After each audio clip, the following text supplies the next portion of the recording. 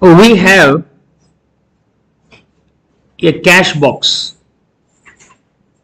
We have a cash box. Main cashier வந்து என்னென்ன payment பண்றாரோ அதெல்லாமே இதுல ரெக்கார்ட் பண்றது அப்படிங்கிறது really one of the toughest task.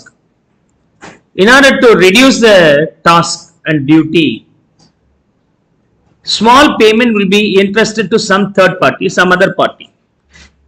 He is named as a petty cashier. He is named as petty cashier. Petty cash books. Okay.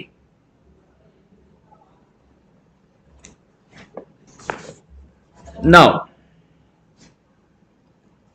so in case of a cash box maintained by main cashier,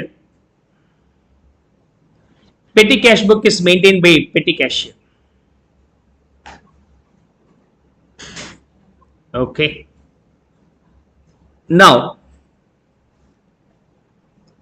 every month beginning say April வச்சுக்கிட்டாக்க 1/4/2023 அன்னைக்கு ஒரு 1000 rupees கொடுக்குறாங்க. Petty cashier uses this money for payment. Like tea expenses, day-to-day expenses, auto charges, or small courier charges, etc.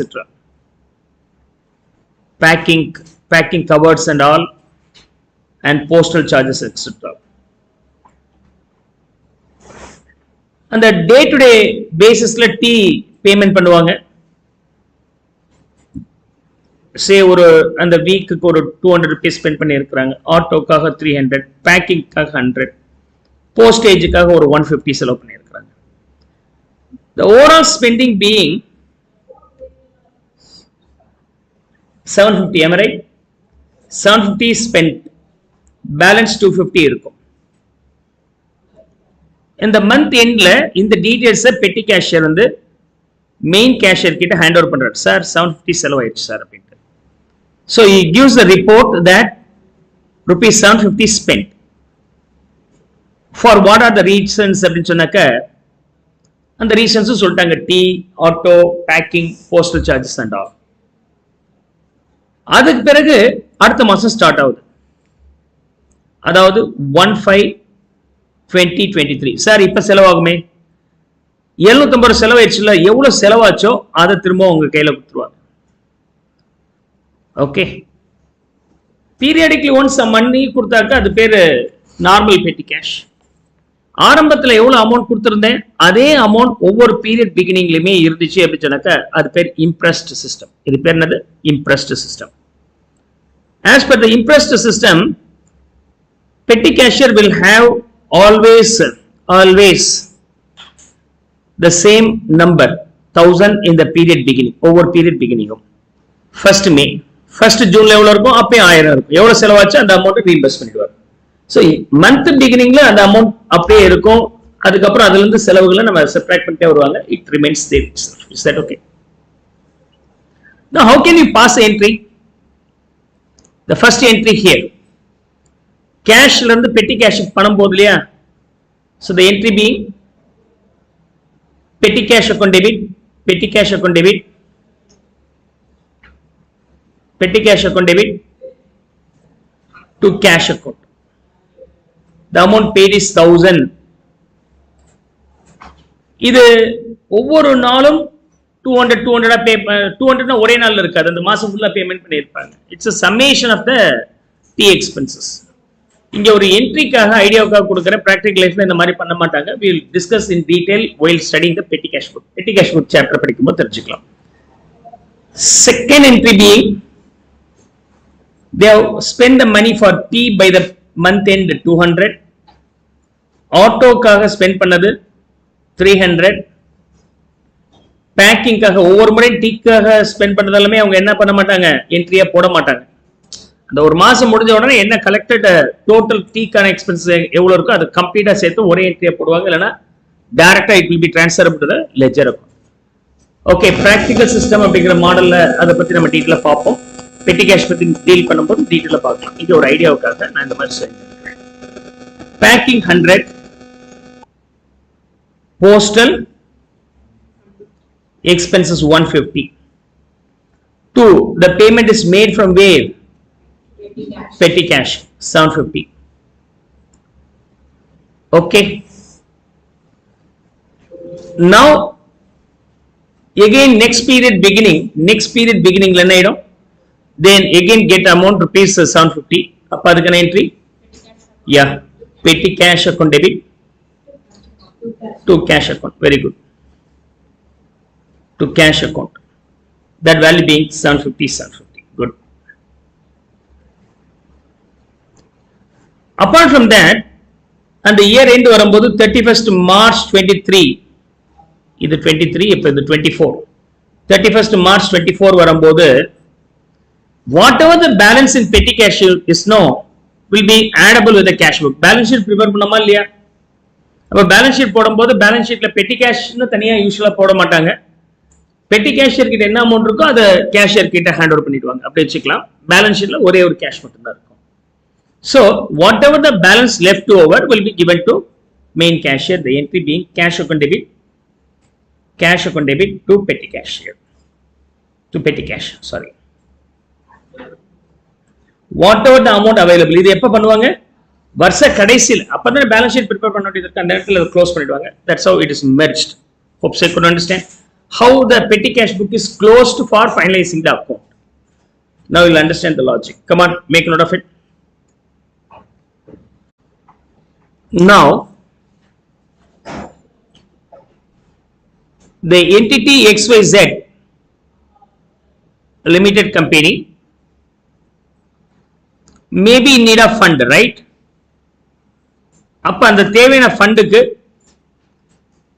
State bank of India SBI கிட்ட இருந்து loan வாங்குறாங்க, சே ஒரு 1 lakh. இப்படி இருக்கலாம். Is that okay? And XYZ Limited ஒரு asset ஒன்று வாங்கியிருக்கலாம், furniture from ABC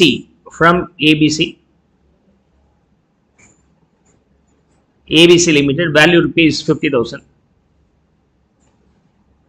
ஆனா இவர்கிட்ட பணம் இல்ல, SBI பணத்தை செட்டில்மெண்ட் பண்றாங்க.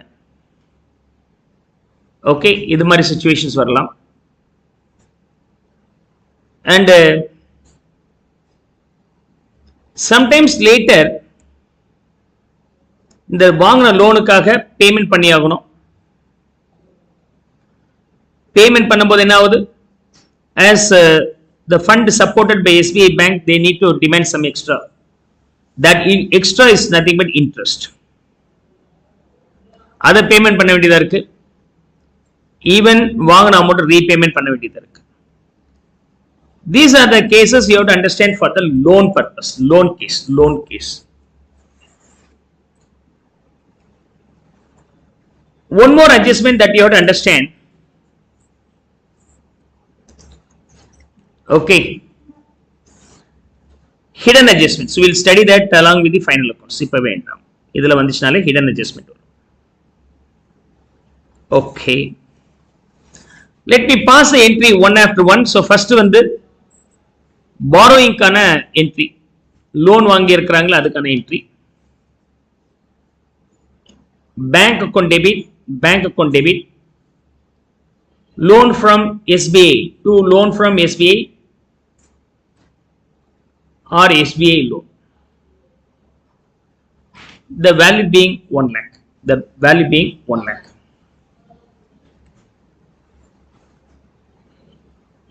Second, அசெட் ஒன்று வாங்கணும், அதுக்கான பேமெண்ட் SBI பேங்க் கொடுத்துருக்காங்க. நீங்க போய் அசெட் வாங்கும்போது கேஷா, கார்டா, கிரெடிட் கார்டா இல்ல லோனான்னு கேட்பாங்க, இன்ஸ்டால்மெண்ட் கேட்பாங்க. கேட்கறாங்களா இல்லையா? சார் நான் இன்ஸ்டால்மெண்ட்ல எடுத்துக்கிறேன் சொன்னா நீங்க அசெட் எடுத்துட்டு வந்துருக்கீங்க, ஒரு சின்ன டவுன் பேமெண்ட் மட்டும் கொடுப்பீங்க, அந்த பேமெண்ட் பேங்கர் பண்ணியிருப்பாங்க. ஸோ இது மாதிரி நீங்க ஒரு 50,000 மதிப்புல ஃபர்னிச்சர் வாங்கி இருக்கிறீங்க, ஆனா அதுக்கான பணத்தை நீங்க கொடுக்கல, SBI பேங்க் கொடுத்துருக்காங்க. What could be the scenario here? Come on, tell me what is journal entry? என்னது? Yeah, furniture account debit Furniture account debit to bank. Bank loan. Bank loan. In the bank SBI bank. So SBI bank loan. That value being 50,000. It's a loan. Loan வாங்குனீங்கன்னா repayment பண்ணமா இல்லையா? இது repayment பண்ணும்போது you have to pay the cost for that also. You are paying interest. ஒரு 15,000 10% interest pay பண்ணதா வச்சுக்கலாம். Balance amount repayment பண்ணிடுறாங்க. The third entry being we have to make the payment for interest. What is journal entry? Interest on bank loan. Interest on bank loan or simply loan account debit to bank. How much the payment is? 15. We assume that the entire loan was repaid. What is journal entry? Loan account debit. Loan account. SBI loan account. Bracket SBI போடுறேன், SBI loan account போடுறேன், bank loan account போடுறேன். So உங்களுக்கு doubt வரக்கூடாது, எந்த name வேணாலும் போடலாம். To represent that person, loan from SBI account debit to bank or cash. Bank or cash, bank account. The value being 1 lakh. Is that clear? So we have seen the scenario of a loan here.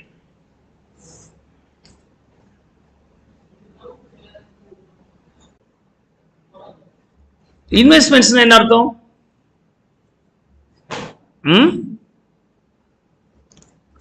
SSA, Sagastri Singer Academy. Okay. Purchases shares, debenture, etc. For rupees 1 lakh. For rupees 1 lakh. Now, land purchase பண்ணியிருக்கிறாங்க rupees 1 lakh. Land purchase பண்ணியிருக்கிறாங்க 1 lakh. அல்லது building a bond. They are purchasing the bond also. Bonds வாங்கியிருக்கிறாங்க, அது ஒரு 50,000 rupees. Then what happens, you know, building ஒன்று வாங்கியிருக்கிறாங்க, building rupees 10 lakhs. சொல்லுங்க, இது இன்வெஸ்ட்மெண்டா இல்ல அசெட் பர்ச்சேஸ்டா? இதுல எதெல்லாம் இன்வெஸ்ட்மெண்ட், எதெல்லாம் அசெட் பர்ச்சேஸ்? எதெல்லாம் investment? Shares, bonds investment. What about the land and building? அசெட்னா என்ன அர்த்தம்? What is called asset? Share எனக்கு சொத்து இல்லையா? ஏன் போடலாம்? சரிப்பா, ஷேரும் லாங் டர்ம்ல வச்சுக்கிறோம். ஷேரை வந்து இன்வெஸ்ட்மெண்ட் சொல்றது அசெட் சொல்லாமல சார்? நல்லா தானே சார் போயிட்டு இருக்கு, ஏன் சார் குழப்பறீங்க எங்களை? கமான் சொல்லுங்க, லேண்ட் அண்ட் பில்டிங் அசெட்டா இன்வெஸ்ட்மெண்டா? அசெட்னா அசெட் சார், இன்வெஸ்ட்மெண்ட்னா இன்வெஸ்ட்மெண்ட் சார். நீங்க எப்படி சொல்றீங்களோ நாங்க அப்படி வச்சுக்கிறோம் சார். நாங்க உங்கள்ட்ட எதிர்த்து பேசல சார். யா கமான், நான் டைட்டில் என்ன கொடுத்திருக்கிறேன்? அப்ப இதெல்லாம் இன்வெஸ்ட்மெண்ட் தானே? அப்ப இதெல்லாம் இன்வெஸ்ட்மெண்ட் தான். கிளியர்? அப்ப what is the difference between assets and investment? Assets and investment. Okay. Sagastri Singer Academy purchased a land and building for rupees 50 lakhs. Another land and building for 40 lakhs. The first asset, no, land and building, is going to be used for center purpose, coaching center purpose. Okay. எதுக்காக நான் use பண்ண போறேன் இந்த 50 லட்சம் property? Class எடுக்கிறதுக்கு இடம் வேணுங்க, ஒரு ஆஃபீஸ் ரூம் வேணும். அப்ப நான் வாங்கின அந்த ப்ராப்பர்ட்டி யூஸ் பண்றேன். இந்த 40 லட்சம் ரூபாய் கையில பணம் சும்மா இருக்கு, அதுக்கு என்ன பண்றதுன்னு தெரியல, கையில கேஷா வச்சிருக்கிறதுல ஒரு அசெட் வாங்கி வைப்போமே. சம்டைம்ஸ் லேட்டர் இதோட அப்ரிசியேஷன் ஆகும், நான் வித் லாபத்தை பார்க்கலாம்னு நினைக்கிறேன். Here my intention is either held for long term or short term. Held for long term or short term. Short term na held for sale nu vechikalamங்க. Held for long term அப்படிங்கும்போது அது யூசுவலா ஷேர்ல preference means debenture bondல சொல்லுவாங்க. Held for maturity. இப்ப நீங்க டிபென்ச்சர்லாம் வாங்குறீங்கன்னா 5 இயர்ஸ்ல ரெடிமபிள்னு சொல்லியிருப்பாங்க. Preference shares 10 இயர்ஸ்ல ரெடிமபிள்னு சொல்லுவாங்க. என்கிட்ட கையில பணம் இருக்கு, ஷேரையோ இல்ல டிபென்ச்சரையோ இல்ல பாண்டையோ வாங்கி போட்டேன், ப்ரிஃபரன்ஸ் ஷேர்ஸையோ பாண்டோ வாங்கி போட்டேன். 10 வருஷம் முடிஞ்ச உடனே அந்த பாண்டை கொடுக்குறேன், பைசா வாங்கிடுறேன், எனக்கு லாபமும் இருக்கு. எதுக்காக வாங்கி வச்சிருக்கிறேன்? அதுல இருந்து இன்ட்ரெஸ்ட் வரும் இல்ல டிவிடெண்ட் வரும்ங்கிற இன்டென்ஷனுக்காக வாங்கி வச்சிருக்கேன் அப்படி சொன்னாங்க. Held until maturity. ஓகே, இல்ல சார் நாளைக்கு லாபம் வந்து நாளைக்கு வித்துருவோம் சார் அப்படின்னு held for sale. But it is not for the business purpose. எதுக்காக நான் ஆரம்பிச்சேன்னா அந்த தொழிலுக்கானது கிடையாது. Is that okay? அப்படி இருந்தால் investment. You have to understand the difference between assets and investment. Both the cases will get the benefit for more then 1 year. Both the cases அசெட்டும் ஒரு ஆண்டுகளுக்கு மேல லாபம் வரும், ரிட்டர்ன்ஸ் வரும். இன்வெஸ்ட்மெண்ட்டும் ஒரு ஆண்டுகளுக்கு மேல எனக்கு ரிட்டர்ன்ஸ் வரும். You understand that? So you have to understand that clarity over this. Right. இந்த கேஸ்ல இன்வெஸ்ட்மெண்ட் இந்த 4 இன்வெஸ்ட்மெண்ட் பண்ணி இருக்கிறாங்க. Clear? There is no any complications. The entry is very simple. Right. Investment பண்ணும்போது ஷேர்ஸ், இந்த இடத்துல என்ன வார்த்தை யூஸ் பண்ணி இருக்கிறேன்? இன்வெஸ்ட்மெண்ட் பண்றோம் அப்படின்னா shares, land, bond, building, whatever it may be, it's just investment. So அப்ப share account debit, land account debit எல்லாமே எனக்கு அசெட்ஸ், ரியல் அக்கௌண்ட் டெபிட் பண்ணிட்டே வந்துருங்க. Bond account debit, all these things are coming in, and building account debit. Building account debit 1 lakh, and this is also 1 lakh. This is 50,000, and building being 10 lakhs. So the overall payment I have to do now here is 12 lakhs 50,000 to bank. But இந்த மாதிரி நீங்க investment பண்ணி வச்சதுனால உங்களுக்கு என்ன நடக்கும்? உங்களுக்கு returns வரும். இந்த ஷேர்னால உங்களுக்கு என்ன வருது அப்படி சொன்னாக்க, you will be getting the dividend. Land invest பண்ணி வச்சிருந்தா என்ன வரும்? லேண்ட் இன்வெஸ்ட் பண்ணா விற்கிற வரைக்கும் என்ன வரும்? லேண்ட் இன்வெஸ்ட் பண்ணா வெறுமனே ஒரு லேண்ட் வாங்கி வச்சிருக்கிற என்ன வரும்? ஒண்ணு வராத, ரெண்ட் வருமா? எப்படி வரும் ரெண்ட்?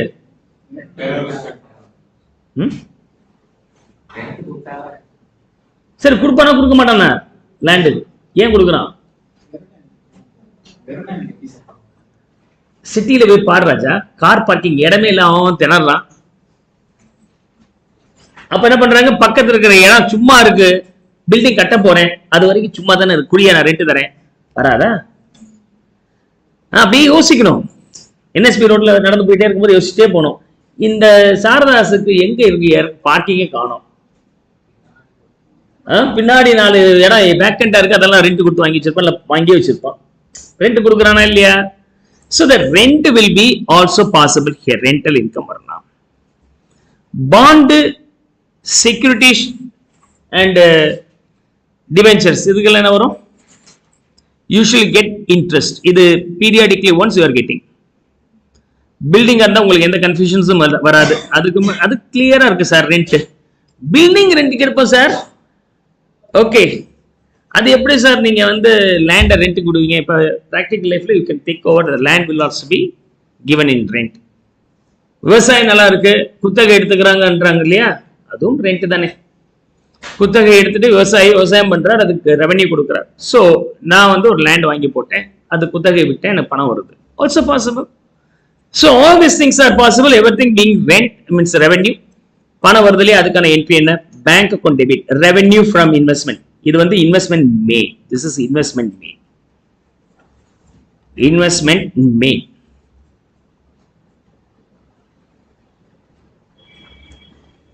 Revenue from investments. நீங்க பண்ண இன்வெஸ்ட்மெண்ட்டுக்கு ரெவென்யூ வரும். ஒரு எக்ஸாம்பிள் கொடுத்துருக்கிறேன். இது மாதிரி என்ன வேணாலும் வரலாம். I am getting the money, bank account. If I made the investment in share, I may get the dividend. So 2 dividend. If I made the investment in land, I may supposed to get sometimes rent also.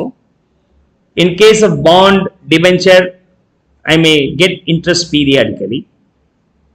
And in case of building, I may get a rent. So here the value being, we can assume 10% in an average. Shares 1 lakh இருக்கு, அதுல ஒரு 10% வரதாக assume பண்ணிக்கிறேன். 10,000 land 1 lakh, அதுக்கு rent ஒரு 10,000 வருது. interest bond ஓட value 50,000 க்கு 10% 5,000 வருதுன்னு assume பண்ணிக்கிறேன். எப்படி சார் வந்திருக்குன்னு கேட்காதீங்க. I assume this around 10%. Practically it's not possible, we can assume this way. And the last one for the building 1 lakh. So the overall revenue due to this being 1,25,000. Is that clear? வாங்கின investment ஒரு நாள் நீங்க with தான் ஆகணும். Will now deal that sale. Okay. So அதே investment உடைய purchase case பார்த்தோம், revenue case பார்த்தோம். இப்போ இன்வெஸ்ட்மெண்ட் சேல் கேஸ் பார்க்க போறோம். We are going to deal the sale case. Clear? See, நீங்க இன்வெஸ்ட்மெண்ட் வாங்குனீங்க. SSA made an investment. Okay. Investment made என்னவா இருக்கலாம், எதுல வேணாலும் இருக்கலாம். லேண்ட், பில்டிங், எதுல வேணாலும் இருக்கலாம். சே 1 lakh. Sometimes later, options பாருங்க. Sometimes later, this investment can be sold. Sale for rupees 1 lakh. இது சிம்பிள். சேல் பண்ணும்போது இன்வெஸ்ட்மெண்ட்லாம் சேல் பண்றீங்கன்னா நடுவுல யார் இருப்பார்? மீடியேட்டர் இருப்பாங்களா இல்லையா? So sale value being 1 lakh and brokerage pay 2%, or sale of the same investment rupees 1,20,000 and sale of the same investment for rupees 80 and also brokerage pay 2%. இப்ப நம்ம வாங்குற இந்த இன்வெஸ்ட்மெண்ட் உடைய வேல்யூ 1 lakh. நீங்க எத்தனை வருஷம் வச்சிருக்கீங்களோ அத்தனை வருஷத்துக்கு அந்த இன்வெஸ்ட்மெண்ட் ஏதோ ஒரு ரெவென்யூ கொடுத்துட்டு இருக்கோம். அது எப்படின்றத நம்ம ப்ரீவியஸ் ஸ்லைட்ல பார்த்தோம். Sometimes later I will need a fund, I am closing that investment, I am selling that investment, I வித்துட்டு நான் என்ன பண்ண போறேன்? என்கேஷ் பண்ண போறேன். So in that case, how can we handle? Number one, இந்த இன்வெஸ்ட்மெண்ட் விக்கிறேன் இல்லையா, அதே ரேட்டுக்கு வித்துருக்கிறேன், no problem in that. So purchase பண்ணும்போது என்ட்ரி நம்ம ஏற்கனவே பார்த்துட்டோம். So this is nothing but investment account debit to bank இருந்திருக்கலாம். We never mind that. So we confine our study with sale only. Number one being sale. At the same value, we don't have any profit or loss, so we get money, bank account debit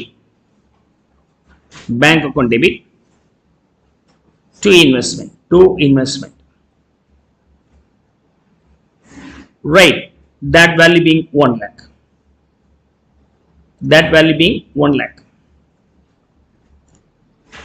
Second, வித்தே ஆனா நான் brokerage கொடுக்க வேண்டியதா போயிடுச்சு. விக்கிறது தனி entry போடுங்க, brokerage தனி entry போடுங்க.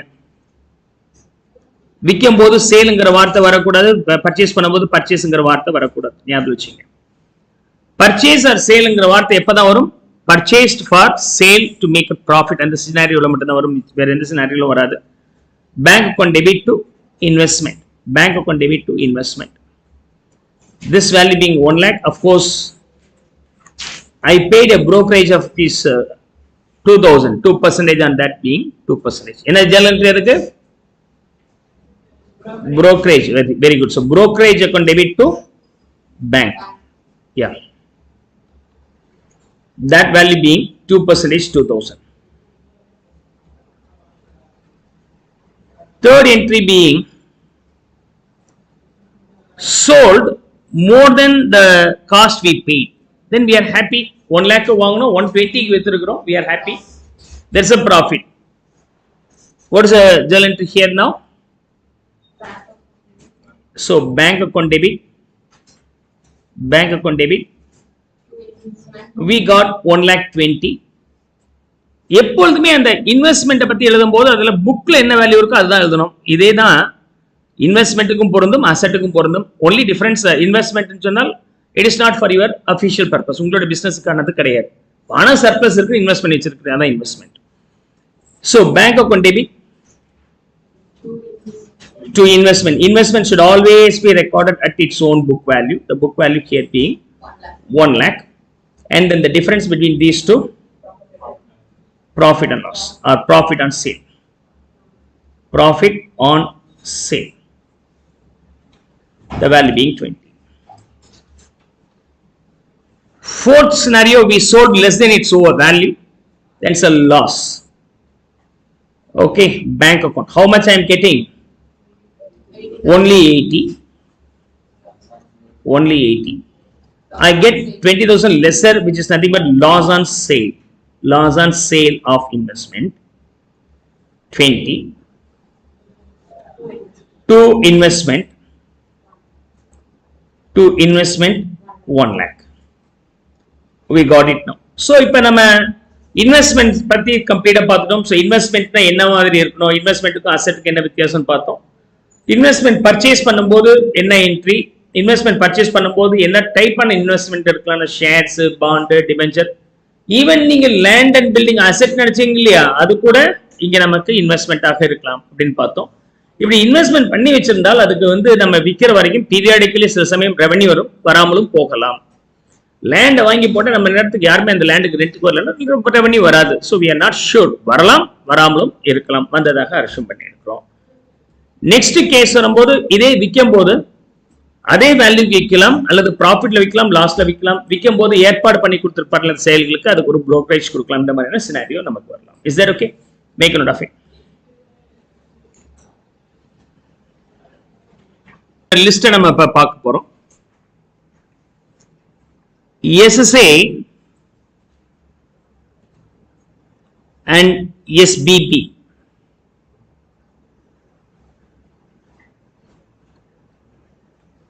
SSA என்ன பண்றாங்கன்னா சேல் பண்றாங்க, sale of goods. Okay, for rupees 2 lakhs. இவர் யார் அப்படின்னு சொன்னாக்க, SSA யார் அப்படின்னு சொன்னா ப்ராப்ளி எலக்ட்ரிக்கல் ஹார்ட்வேர் ஷாப் வச்சுக்கலாம். எலக்ட்ரிக்கல் ஹார்ட்வேர், அவங்களுடைய எலக்ட்ரிக்கல் ஹார்ட்வேர் எஸ்பிபிக்கு வேணுங்கக்கூடிய மெட்டீரியல்ஸ் சப்ளை பண்ணி இருக்கிறாங்க. எஸ்பிபி யார் அப்படின்னு சொன்னாக்க stationery mart. Stationery mart. Is that okay? இங்க எலக்ட்ரிக்கல் குட்ஸ் சேல் பண்ணி இருக்கிறாங்க. இப்ப இவர் பதிலுக்கு தன்னுடைய மெட்டீரியல்ஸ் ஸ்டேஷனரி விற்கிறார். எஸ்பிபி என்ன சொல்றாங்கன்னு எஸ்எஸ்ஐ கிட்ட, சார் உங்ககிட்ட நான் எலக்ட்ரிக்கல் குட்ஸ் வாங்கினேன் இல்லையா சார், எங்ககிட்ட தான் வாங்கிங்க, பிசினஸ் பண்ணுங்க சார், எங்க கிட்ட என்ன வேணும், நான் கடை வச்சிருக்கிறேன், உங்களுக்கு வேணுங்கக்கூடிய அந்த தெர்மோகோல் என்ன இருக்கு, நோட் என்ன இருக்கு, அதெல்லாம் வாங்கிங்க, கொடுத்துட்றேன். So stationery items sold, sale of goods, okay, rupees 1,50,000. என்ன மாதிரியான குட்ஸ் இருக்கும்? தெர்மோகோல் இருக்கலாம், note, accounts note, calculator, pen எல்லாமே சேல் பண்றாங்க. Right. Now come on, pass a journal entry in the books of SSA for all of this. In the books of SSA, sale பண்ணாங்க இல்லையா, assume to be the credit sales. What is the journal entry here? SBB account debit to sale, value being 200,000, rupees in thousands ன்னு சொன்னால் இந்த மாதிரி apostrophe போட்டு 30 போட்டு நீங்க எழுதிட்டு போயிட்டே இருக்கலாம் எக்ஸாம்ல. rupees in 2 lakhs ன்னு கூட நீங்க எக்ஸாம்ல போடலாம். it is allowed for the professional exams, no need to worry about that. Okay, and there is a purchase. Purchase க்கு என்ன journal entry? Purchase account debit to யார் கிட்ட இருந்து வாங்கி இருக்கிறாரு? SBB கிட்ட இருந்து வாங்கி இருக்கிறார். SBB account கிட்ட இருந்து. The value being 1.5 lakhs or 150,000. So journal entry 1 is for sale, 2 is for purchases, 3 is settlement பண்ணமா இல்லையா? SSA எவ்வளவு கொடுப்பாங்க? SSA எவ்வளவு கொடுக்கணும்? SBB எவ்வளவு கொடுக்கணும்? அட்ஜஸ்ட் பண்ணிக்கலாமா இல்லையா? SSA should get the 2 lakhs from SBB, SBB should pay 1,50,000 to SSA. நான் உங்களுக்கு 2 லட்சம் ரூபாய் கொடுக்குறேன், நீங்க 1.5 லட்சம் ரூபாய் கொடுங்க. ஏன் அதை அட்ஜஸ்ட் பண்ணதான் என்ன? நான் கொடுத்து உங்கள்ட்ட இருந்து வாங்கிக்கணுமா? அதை ரெண்டு அட்ஜஸ்ட் பண்ணுங்க சார், என்ன டிஃபரன்ஸ் இருக்கோ அதை மட்டும் தரேன். That is called mutual owings adjustment. Mutual owings. நான் உங்களுக்கு தர வேண்டிய அமௌண்ட் இருக்கு, நீங்க எனக்கு தர வேண்டியது இருக்கு. ரெண்டுமே அட்ஜஸ்ட் பண்ணிக்கலாம். அது எப்படி அட்ஜஸ்ட் பண்ணுவீங்க? How can you pass entry? Okay, இந்த இடத்துல வந்து பாத்தீங்கன்னா SBB by default cancel ஆயிடும். ஆனா SBB பேர் இல்லாத போது இதுக்கு என்ன பேர் யூஸ் பண்ணிருப்பீங்க? debtors னு யூஸ் பண்ணிருப்பீங்க. இந்த இடத்துல இவருக்கு பேர் என்ன? creditor. இந்த டெட்டாரும் கிரெடிட்டாரும் யாரு? அதே ஆள் தானே, SBB தானே. ஆனா புக்ஸ் ஆஃப் அக்கவுண்ட்ஸ்ல டெட்டார்ஸ் 2 lakhs, கிரெடிட்டார்ஸ் 1.5 lakhs இருக்கும். SBB னா மியூச்சுவல் கேன்சல் இருக்கும், பட் நம்ம காமன் நேம் யூஸ் பண்ணியிருக்கோம், டெட்டார்ஸ் அண்ட் கிரெடிட்டார்ஸ் சொல்லிட்டு. டெட்டார்ஸ் கிரெடிட்டார்ஸ் இருக்கு, பேலன்ஸ் ஷீட்ல டெட்டார்ஸ் அசெட்ஸ் சைட்லயும் கிரெடிட்டார்ஸ் லைபிலிட்டி சைட்லயும் அப்பியர் ஆகுது. இப்ப டெட்டார்ஸ்க்கு என்னமோ நான் பணம் வாங்குற மாதிரி கிரெடிட்டார்ஸ் நான் தர மாதிரி வருதா இல்லையா? இது ரெண்டுமே ஒரே ஆள் தானே, அப்ப இந்த ஒரே ஆளை கேன்சல் பண்ணலாம் இல்லையா? டெட்டார்ஸ் கேன்சல் பண்ணுங்க. டெட்டார்ஸ் டெபிட்ல இருக்கு, அது கேன்சல் பண்ணனும் அப்படினா என்ன பண்ணி ஆகணும்? கிரெடிட் பண்ணுங்க. to debtors. கிரெடிட்டார்ஸ் கேன்சல் பண்றதுக்கு நம்ம என்ன பண்ணி ஆகணும்? டெபிட் பண்ணுங்க. எவ்வளவு அமௌண்ட்? ஈக்குவலா மேட்ச் ஆகுற அமௌண்ட்டை நம்ம ரிவர்ஸ் பண்ணி ஆகணும். டெட்டார்ஸ் 2 lakhs இருக்கு, அதுல 150 சப்ட்ராக்ட் பண்ணிட்டோம், கிரெடிட் பண்ணி இனிமேல் இன்னும் 50 தான் டெட்டார்ஸ் இருக்கு. கிரெடிட் சேல 150 இருக்கு, அவர் நான் டெபிட் பண்ணிட்டேன் 150. ரெண்டு பேத்துக்கு காமனான வேல்யூவை முதல்ல எலிமினேட் பண்றோம். ரெண்டு பேத்துக்கு காமனான வேல்யூவை எலிமினேட் பண்ணிட்டோம். அப்ப டெட்டார்ஸ் 200 டெபிட்ல 150 கிரெடிட் பண்ணிட்டீங்கன்னா இன்னொரு பேலன்ஸ் 50 இருக்கு. கிரெடிட்டார்ஸ் ஏற்கனவே 150 கிரெடிட்ல இருக்கு, டெபிட் பண்ணது 150 அப்படின்னா அது 0 ஆயிருச்சு. பெண்டிங்ல உள்ளது டெட்டார்ஸ் மட்டும்தான். டெட்டார்ஸ் என்ன அர்த்தம்? he has to pay the money for me. Now settlement, the last one. So fourth one being settlement. Settlement நான் தர மாதிரி வருதா, வாங்குற மாதிரி வருதா? நான் யாரு? SSA. நீங்க எப்ப அக்கவுண்ட்ஸ் போட்டாலும் நீங்க யாருக்காக ஒர்க் பண்றீங்கன்னா அந்த கம்பெனிக்காக. SSA கம்பெனியா உங்களை யோசிச்சீங்க, ரைட்? செட்டில்மெண்ட் அப்படிங்கும்போது நமக்கு பணம் வர மாதிரி இருக்கு டெட்டார்ஸ் கிட்ட இருந்து. So the entry being bank account debit to debtors. That value being 50,000. What happens in the case of SBB parallelly? SBB bookல எப்படி இருக்கும்? இங்க இது first sale for SSA னா SBB க்கு அது purchases. So entry being purchases account debit to SSA account. Very good. SSA account, the value being 200. Next entry being purchases to creditors. ஆனா இங்க வரும்போது அது சேல்ஸ் அப்படிங்கிற ஆங்கிள் வரும். அப்ப SSA account debit to sales. இது எக்ஸாக்ட் நேம் போடும்போது அப்படி எக்ஸாக்ட் நேம் போடல அப்படின்னா காமன் நேம் வரும்போது பர்ச்சேஸ் பண்ணும்போது என்ன யூஸ் பண்ணிருப்பீங்க? கிரெடிட்டார்ஸ். சேல்ஸ் பண்ணிருக்கும் போது என்ன யூஸ் பண்ணிருப்பீங்க? டெட்டார்ஸ். இப்படி டிஃபரெண்ட் நேம்ல இருக்கும்போது அதை மியூச்சுவலா கேன்சல் பண்ணி ஆகணுமா இல்லையா? மியூச்சுவல் ஓவிங்ஸ். நான் உங்களுக்கு தர வேண்டியது இருக்கு, நீங்க எனக்கு தர வேண்டியதுங்கிறது தான் மியூச்சுவல் ஓவிங்ஸ். இந்த டெட்டார்ஸையும் கிரெடிட்டார்ஸையும் மியூச்சுவலா நம்ம கேன்சல் பண்ணிக்கலாம். சோ அதுக்கான என்ட்ரி கிரெடிட்டார்ஸை கேன்சல் பண்றதுக்கு நான் என்ன பண்ணி ஆகணும்? ஏற்கனவே கிரெடிட்ல இருக்கு, அதை கேன்சல் பண்றதுக்கு டெபிட் பண்ணி ஆகணும். Creditors account debit and debtors debitல இருக்கு அதை கேன்சல் பண்றதுக்கு 2 debtors that value being 150 எவ்வளோ ரெண்டு மேட்ச் ஆகுற அமௌண்ட் நான் உங்களுக்கு 200 ரூபாய் தரணும் நீங்க எனக்கு 150 ரூபாய் தரணும் அப்படின்னா பெண்டிங் அமௌண்ட் 50 மட்டும் தான் நான் உங்கள்ட்ட வாங்க வேண்டியது இருக்கு so fourth entry is the settlement settlement அப்படிங்கும்போது கிரெடிட்டார்ஸ் 200 அதுல 150 ரூபாய் க்ளோஸ் ஆயிருக்கு இன்னொரு 50 ரூபாய் பெண்டிங் இருக்கு கிரெடிட்டார்ஸ் சொன்னா பேமெண்ட் பண்ண வேண்டியதா இருக்கு so creditors account debit to bank creditors account debit to bank okay that value being 50 இதுதான் மியூச்சுவல் ஓவிங்ஸ் குறிய கான்செப்ட் இவங்க வந்து இப்ப என்ன பண்றாங்கன்னா ஒரு கார் ஒன்னு வாங்குறாங்க கார் பர்ச்சேஸ்ட்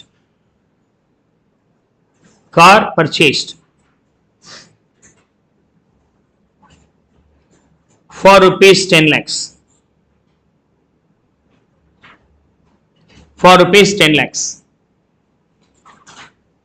இவங்க சேல்ஸ் பண்ணியிருக்கிறாங்க credit sales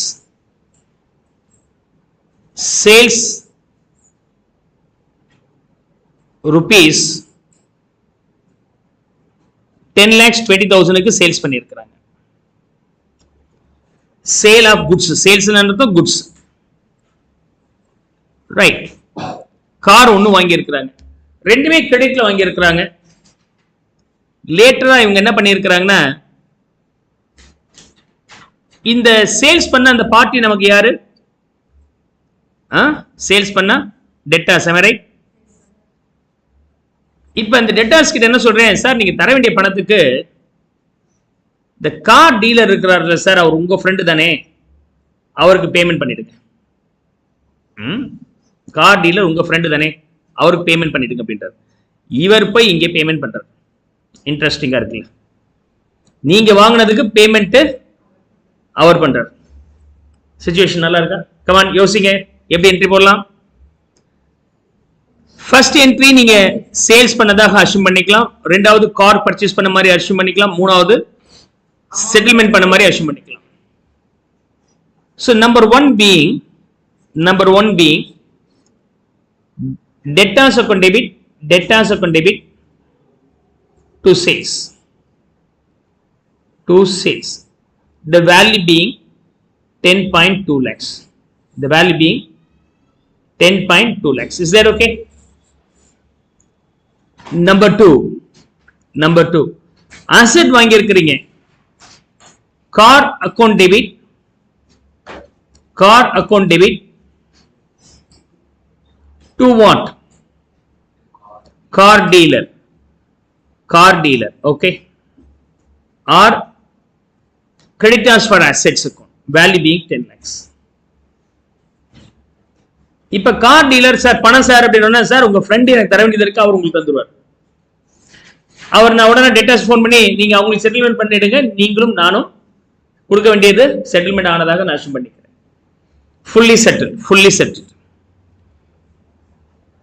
okay what is the journal entry here fully settled yes third entry சொல்லுங்க car dealer account debit car டீலருக்கு தர வேண்டிய அமௌண்ட் இப்ப கொடுக்குறேன் 10 லட்சம் ரூபாய் நான் கேஷா கொடுக்கல எனக்கு பதிலா யார் கொடுக்கிறார் என்னோட டெட்டார் 2 டெட்டார் எவ்வளவு இருக்கு டெட்டாஸ்ல அப்ப 10,20,000 rupees அப்ப என்ன அர்த்தம் 20,000 ரூபாய் என்னது யாருக்கு ப்ராஃபிட் எஸ்எஸ்சிக்கு எப்படி ப்ராஃபிட் வரும் கார் டீலருக்கு எப்படி ப்ராஃபிட் வரும் எனக்கு வர வேண்டிய 10 லட்சம் ரூபாய் எனக்கு கொடுத்துட்டாரு அவர் எப்படி வரும் இப்ப டெட்டாஸ் வந்து என்ன பண்ணுவாரு கார் டீலர் கிட்ட போய் கேட்கிறாரு சார் எஸ்எஸ்சி உங்களுக்கு பணம் தரணுமாமே எவ்வளவுங்க தரணும் 10 லட்சம் ரூபாய் இந்தாங்க 10 லட்சம் கொடுத்து போயிட்டே இருக்கிறாரு எஸ்எஸ்சி என்ன சொல்ற டெட்டாஸ் ப்ராஃபிட் அப்ப எஸ்எஸ்சிக்கு லாஸா எக்ஸ்பென்ஸா எக்ஸ்பென்சஸ் பேர் என்னது லாஸ்னா ஒரு பெனிஃபிட்டும் கிடைக்காமல் போச்சுன்னா அது எக்ஸ்பென்சஸ் லாஸ். ஏதோ ஒரு பெனிஃபிட் இருக்கு, தொழில் செஞ்சுட்டே இருக்கிறோங்க, இப்ப விட்டேன் அடுத்த நாள் பிசினஸ் பண்ணும்போது உங்கள்கிட்ட பிடிச்சிட போறேன் அப்படின்னா அது பேர் எக்ஸ்பென்சஸ். இந்த எக்ஸ்பென்சஸ் பேர் என்னது? Discount allowed. Discount allowed. Hope you could understand. நீங்க டெட்டாஸ் கிட்ட 10 லட்சம் 20,000 ரூபாய் தரணும் சார், நீங்க 10 லட்சம் கொடுத்தா போதும் மிச்சத்தை தள்ளுபடி பண்றேன்னு சொன்னால் அது பேர் கேஷ் டிஸ்கவுண்ட் பா. That is called as cash discount. Is that clear? Interesting, right? So 0.2 lakhs is my expenses discount allowed. Discount allowed. Very good. So already answer is posted in the chat box by Abdul as well as Srinesh. ரெண்டு பேருமே போட்டாங்க. Okay. ரெண்டு பேரும் கரெக்டான answer போட்டுருக்கீங்க. Good. Now SSA என்ன பண்ணியிருக்கிறார்னா goods purchase பண்ணியிருக்கிறாங்க. Goods purchase பண்ணியிருக்கிறாங்க. Purchases worth rupees 9,50,000. 9,50,000. அப்ப அவர் பேர் என்னது? கிரெடிட்டாஸ். கிரெடிட்டாஸ் கிட்ட இருந்து பர்ச்சேஸ் பண்ணியிருக்கிறேன். This is the fourth entry. What is the entry for this?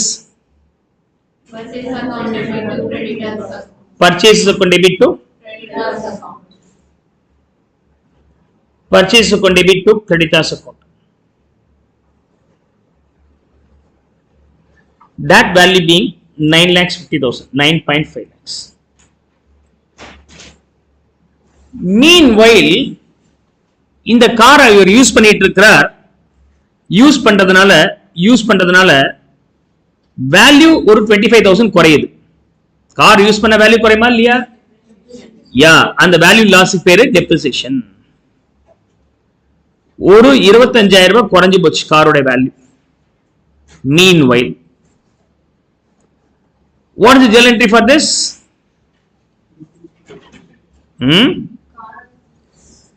So depreciation ஆயிருக்கு, வேல்யூ குறையுது.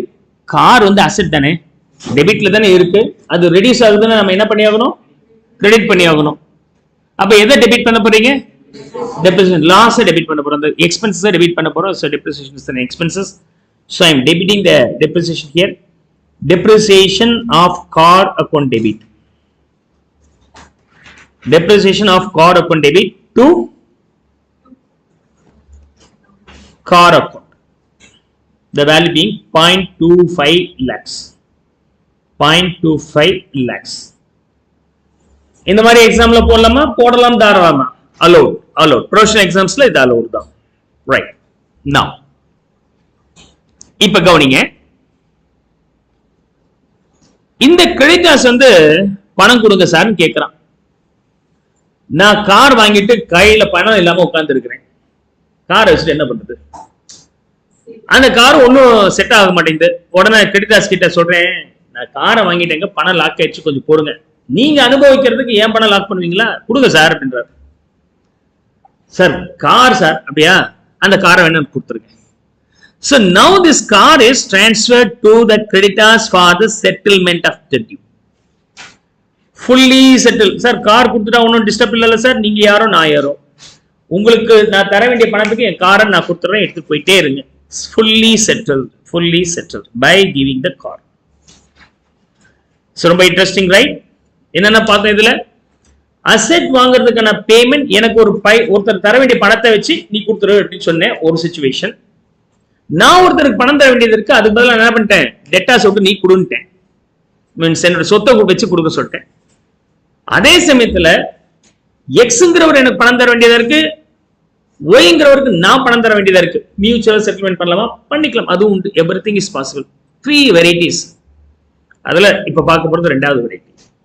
கிரெடிட்டாஸுக்கு நான் தர வேண்டிய பணத்துக்கு என்னுடைய சொத்தை எடுத்து கொடுத்துறேன், இந்தாங்க வச்சுங்க, எடுத்துட்டு போங்க. இருக்கா இல்லையா? Clear? Now 6th entry. What is the journal entry for this? பாப்போம் எத்தனை பேர் கரெக்டா பண்றீங்கன்னு பாப்போம். கரெக்டா சொல்லுங்க. Creditors account. சோ இப்ப கிரெடிட்டாஸ் வேல்யூ க்ளோஸ் ஆக போகுது. So creditors account debit value 9.5 lakhs. Then to car dealer. to Car dealer. Car dealer இங்க வந்தாருங்க. கார் இப்ப எங்கிட்ட கார் தான் இருக்கு. கார் டீலர் அப்ஸ்கேண்ட் ஆயாச்சு. அவருக்கு கொடுக்க வேண்டியது கொடுத்து முடிச்சிச்சு. கார் அக்கௌண்ட் எவ்வளவுங்க? Car account 9.75 lakhs.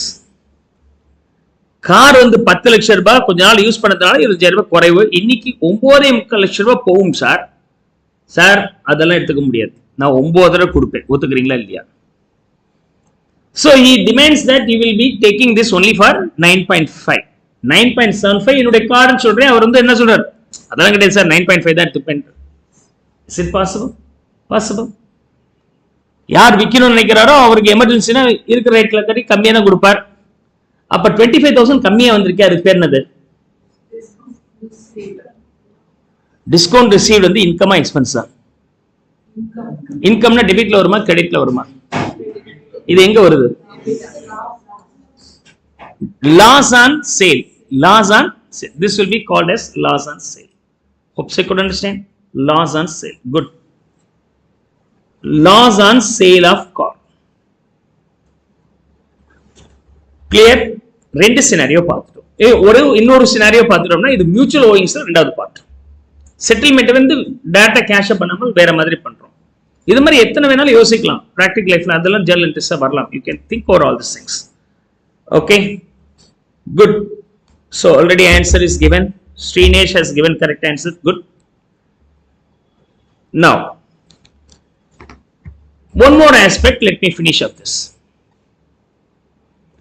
அதாவது SSA இவருக்கு பணம் தர வேண்டியவர் டெட்டாஸ் யார் அப்படின்னு சொன்னாக்க ஏ அப்படிங்கிற பணம் தர வேண்டியது இருக்கு. Value being 10 lakhs. SSA creditor ஒருத்தருக்கு பணம் தர வேண்டியதா இருக்கு. அவர் யார் அப்படின்னு சொன்னாக்க பி. அந்த கிரெடிட்டாருக்கு நான் எவ்வளவு பணம் தர வேண்டியது இருக்கு அப்படின்னு சொன்னாக்க 10 lakhs 20,000 தர வேண்டியதா இருக்கு. சோ இதுல வந்து டெட்டார்ஸ் வந்து ஏங்கிறவர் டெட்டாரு, கிரெடிட்டார்ஸ் பிங்கிறவர் கிரெடிட்டார்ஸ். அதர்வைஸ் நான் ப்ராப்பர் நேமே யூஸ் பண்ணிக்கிறேன். டெட்டார்ஸ்ங்கிறது காமன் நேம். ஏ கிட்ட இருந்து எனக்கு பணம் வர வேண்டியது 10 லட்சம் ரூபாய், பிக்கு பணம் தர வேண்டியது 10,20,000 ரூபாய். பி வந்து பணத்தை கொடுன்னு கேட்கிறார். நான் ஏக்கு போன் பண்ணா தரவே மாட்டேங்கிறார். அப்புறமேட்டு விசாரிச்சு பார்த்தா ஏயும் பியும் அண்ணன் தம்பிங்க இல்லைன்னா க்ளோஸ் ஃப்ரெண்ட்ஸுங்க. இப்ப நான் உடனே என்ன பண்ணுவேன்? நீ அங்க போய் வாங்கிக்க போ, என்னப்பா உங்க ஆள் தானேப்பா, அட்ஜஸ்ட் பண்ணிக்கப்பா, நீ அவனுக்கு கொடுத்துறேன் சொல்லாமா இல்லையா? சி, ஒரே ஆள் கிட்ட இருந்து வாங்குறேன், அதே ஆள்கிட்ட சேல் பண்றேன் அப்படின்னு சொன்னாக்கா அது ஒரு மாதிரியான அட்ஜஸ்ட்மெண்ட். ஏ கிட்ட இருந்து பொருளை வாங்கி ஏகே பொருள் விற்கிறேன்னு சொன்னால் நியூட்ரலைஸ் பண்ணி டிஃபரன்ஸ் பேமெண்ட் பண்ணலாம். பொருள் வாங்கினது ஒருத்தர் கிட்ட இருந்து வித்தது இன்னொருத்தர் கிட்ட இருந்து, அந்த ரெண்டு பேரும் யாரு க்ளோஸ் ஃப்ரெண்ட்ஸ் இல்ல. இப்படி யோசிங்க, இவர் ஏ இவர் பி. அப்புறம் இந்த பி என்னவா ஆயிட்டாங்க அப்படின்னு சொன்னாக்க மிஸ்ஸஸ் ஏவா ஆயிட்டாங்க. மிஸ்ஸஸ் ஏவா கல்யாணம் ஆயிடுச்சுப்பா. இப்ப பி வந்து கேட்கிறார், பணத்தை எப்ப தருவீங்க? உங்க வீட்டுக்காரர் பணம் தர வேண்டியதுப்பா, அவர்கிட்ட வாங்கிக்கோ போ, செட்டில்மெண்ட் ஆயிடுச்சு. அவங்க மொய்க்கிறோ கவரோட போய் நின்றுட்டு அப்போ அடே ஒரு கும்பிடு, ஏன் தராம இருந்தா இனிமேல் நீ அவர்கிட்ட வாங்கிக்கோ. சரி, இப்படியே இருக்கா? இருக்கு situations. So we have that situations. So இப்ப ஏயும் பியும் தனித்தனி ஆளா இருந்தாங்க. பிக்கு நான் தர வேண்டியதா இருந்துச்சு, ஏக்கு இருந்து வர வேண்டியதா இருக்கு. இப்ப ரெண்டு பேரும் ஒரு ஆள் ஆயிட்டார் அப்படின்னு தெரிஞ்சோன்னா ரெண்டு செட்டில்மெண்ட் பண்ணிட்டு அப்படின்றாங்க. How can you pass an entry here? எப்படி என்ட்ரி போடலாம்? பி கிரெடிட்டார்ஸ் அவருக்கு பேமெண்ட் ஆயிடுச்சு, பி அக்கௌண்ட் டெபிட். கிரெடிட்டார்ஸ்னா கிரெடிட் பேலன்ஸ் இருக்கு, அவருக்கு பேமெண்ட் ஆகும்போது அவர் நான் டெபிட் பண்றேன். B account debit to A account, to A account. Value எவ்வளவுங்க? B account being 10.2 lakhs, A account வந்து 10 lakhs. மேட்ச் ஆகலையே, அப்ப டிஃபரன்ஸ் என்னது? என்னது? டிஸ்கவுண்ட் ரிசீவ் கிரெடிட்ல இருக்கு, அப்ப நமக்கு ரெவென்யூ. சோ அவங்க ரெண்டு பேர் கல்யாணம் பண்ணிக்கிட்டதுல நமக்கு ஒரு சந்தோஷம், 20,000 ரூபாய். So discount receive. கல்யாணம் பண்ணிக்கலனாலும் கல்யாணம் பண்ணி வச்சிடணும் உங்களை. Okay, discount receive.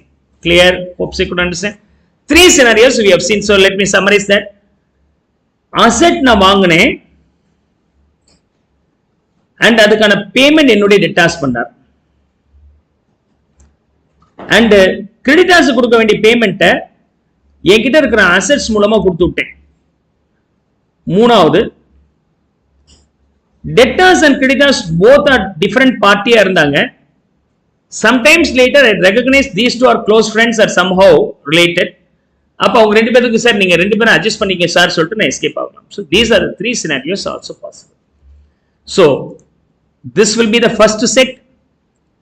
This set is all about asset purchased and the payment is made by the debtors. This is nothing but liabilities. The settlement is by way of releasing our assets, and here 2 different parties, one from whom we have to pay, we have to get, another for whom we have to give. Mutual settlement பண்றோம். அப்ப mutual settlement பண்ணும்போது கெயினும் வரலாம் லாஸும் வரலாம். இங்க gain வந்திருக்கு, gain வந்தால் discount receive, loss வந்தால் discount அல்லோ.